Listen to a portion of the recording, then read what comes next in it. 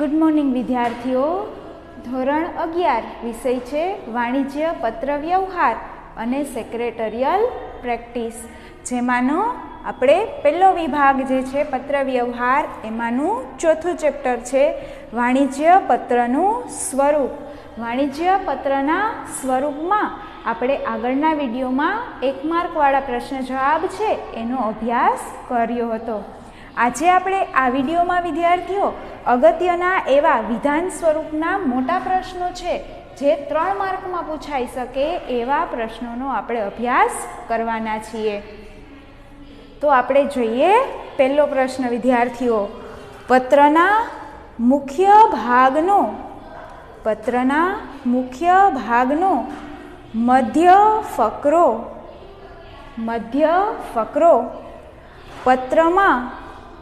પત્રમાં હૃદય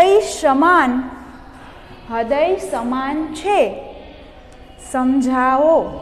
તો વિદ્યાર્થીઓ આ પ્રશ્નનો ઉત્તર છે એ હું તમને લખાવું છું, તમે તમારી નોટબુકમાં એની નોંધ કરતા જાઓ. પહેલા પ્રશ્નનો જવાબ લખીએ. મધ્ય ફકરામાં પત્રના વિષય અંગે વ્યવસ્થિતપણે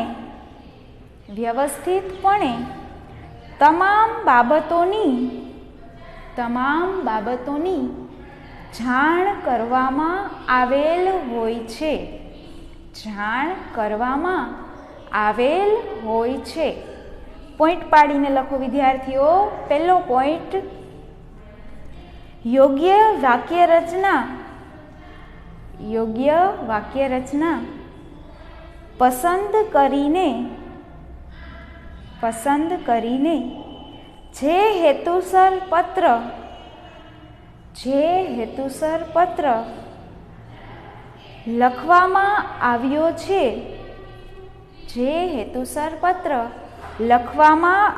છે તેના વિશે સ્પષ્ટ ભાષામાં લખાણ કરી આ ફકરો માહિતી સંચારનું કાર્ય પૂરું પાડવાનું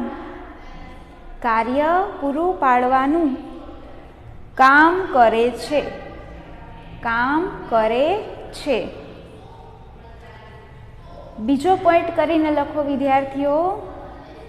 પત્ર મેળવનારને સંપૂર્ણ તેમજ વિસ્તૃત જાણકારી પહોંચાડવાની હોય તો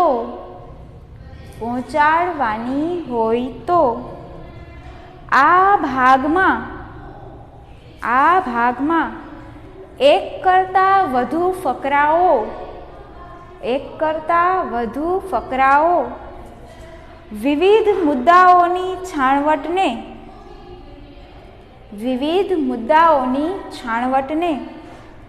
ધ્યાનમાં રાખીને લખી શકાય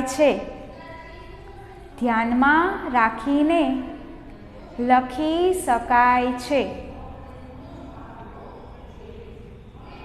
ત્યાર પછી ત્રીજો પોઈન્ટ કરીને લખો. પત્ર વાચકને સંપૂર્ણ માહિતી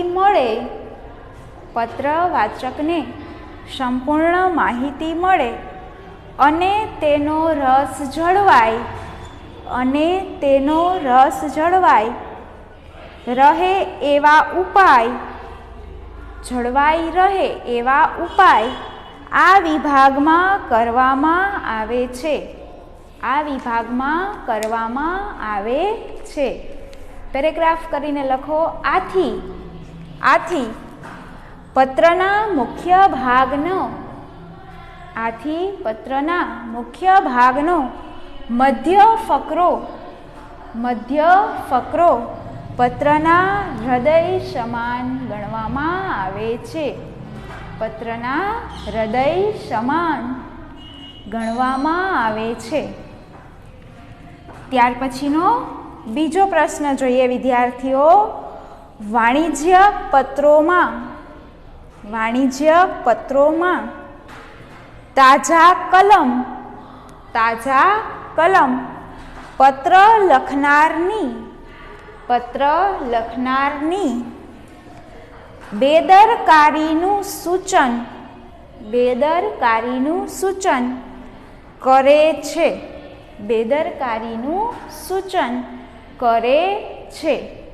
જવાબમાં લખો વિદ્યાર્થીઓ. સામાન્ય રીતે જવાબ લખો. સામાન્ય રીતે પત્ર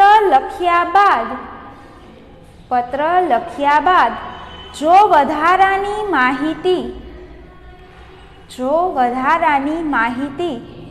સમાવિષ્ટ કરવાની થાય તો પત્ર લેખક તાજા કલમનો ઉપયોગ કરીને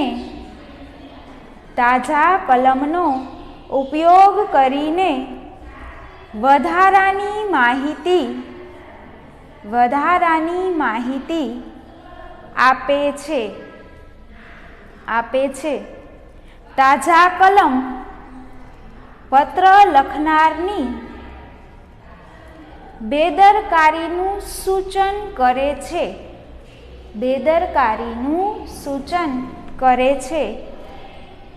પત્ર લખતી વખતે સંપૂર્ણ ધ્યાન આપ્યું નથી અથવા તમે કોઈ માહિતી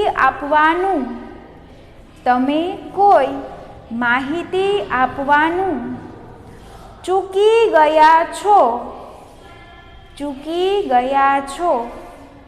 જે પાછળથી તમે તાજા કલમ મારફતે ઉમેરો છો જે બેદરકારી સૂચવે છે.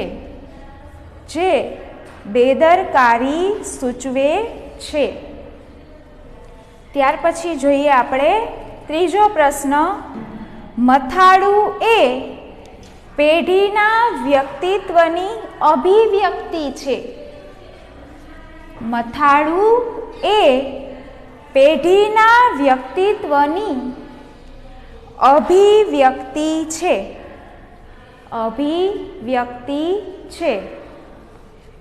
જવાબમાં લખો.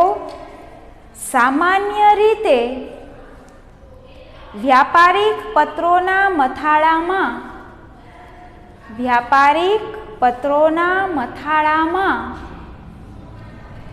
પેઢીનું નામ, તેનું સરનામું, તેના વ્યવસાયનો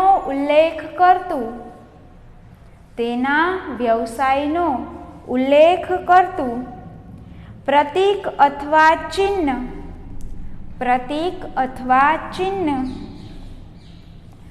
telephone, fax, telex number, email, telephone, fax, telex number, email વગેરે તેના નિશ્ચિત સ્થાન ઉપર મૂકવામાં આવે છે.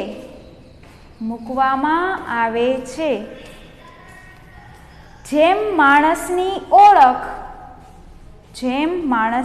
ઓળખ તેના ચહેરા દ્વારા થાય છે તેવી જ રીતે પેઢીનું વ્યક્તિત્વ